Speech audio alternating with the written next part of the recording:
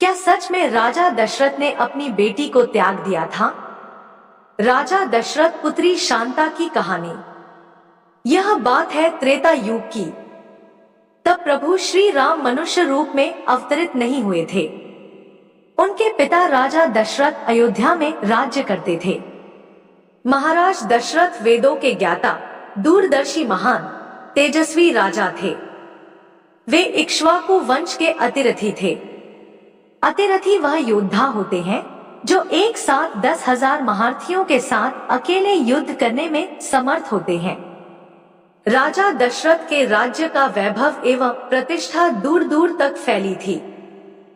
धर्म, अर्थ एवं सारी सुविधाओं से पूर्ण राज्य अयोध्या के नागरिक सुखपूर्वक अपना जीवन यापन करते थे। कौन थे अंगराज रोमपाद? महाराज दशरथ के अनन्य मित्र थे अंग देश के राजा रोमपाद।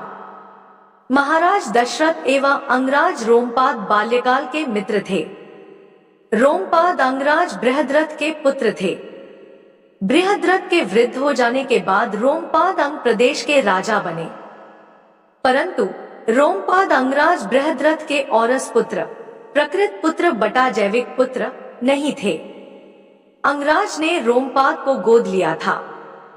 रोमपाद यदुवंशी राजा विदर्भ के पुत्र थे।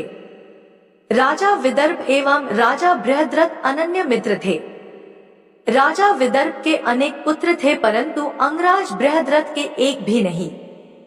तब अंग प्रदेश के राजा बृहद्रथ ने राजा विदर्भ से उनके पुत्र रोमपाद को गोद ले लिया।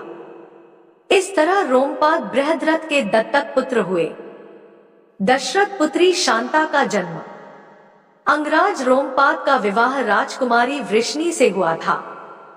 अंगराज रोमपाद को बहुत समय तक संतान प्राप्ति नहीं हुई।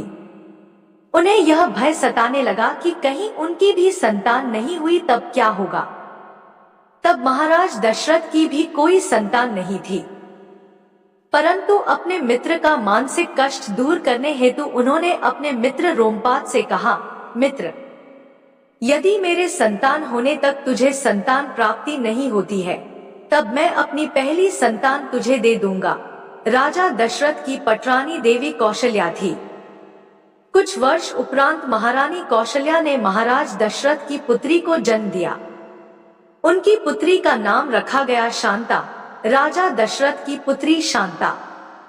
बाल्यकाल से ही शांता दिव्य लगती थी।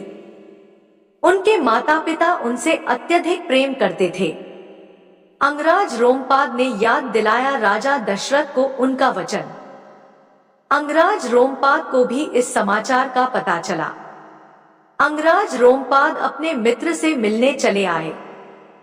पहले रोमपाद ने बच्ची को आशीर्वाद एवं सप्रेम भेंट दिया।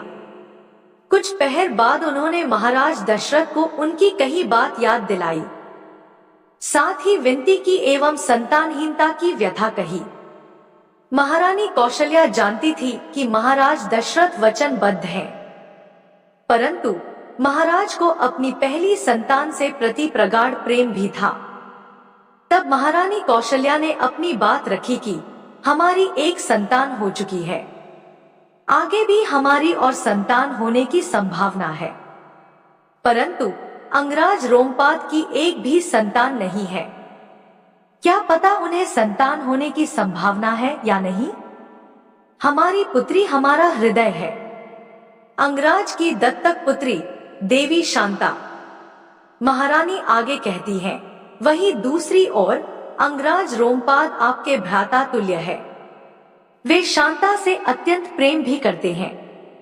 यदि हम अपनी पुत्री उन्हें दे दे तो भ्राता तुल्य मित्र का कष्ट दूर हो जाएगा। वहीं हमारी पुत्री को प्रेम पूर्ण माता पिता भी मिलेंगे। अंततः है तो वो हमारी ही पुत्री, उसके लिए जो करना होगा हम वैसे भी करेंगे ही। इन सब से भी अधिक आवश्यक आपका वचन और मान भी बना रहेगा। महारानी कौशल्या की बात सुनकर राजा दशरथ ने अपनी पुत्री शांता अंगराज रोमपाद को पुत्री स्वरूप में सौंप दिया। शांता को पुत्री रूप में पाकर अंगराज रोमपाद अति प्रसन्न हुए। आगे उन्होंने ने ही देवी शांता का विवाह आदि संस्कार किए। राजा दशरथ ने अपनी पुत्री शांता को त्यागा नहीं था। अपितु अपने अनन्य मित्र रोमपाद, जो संतानहीन थे, को पुत्री रूप में दिया था।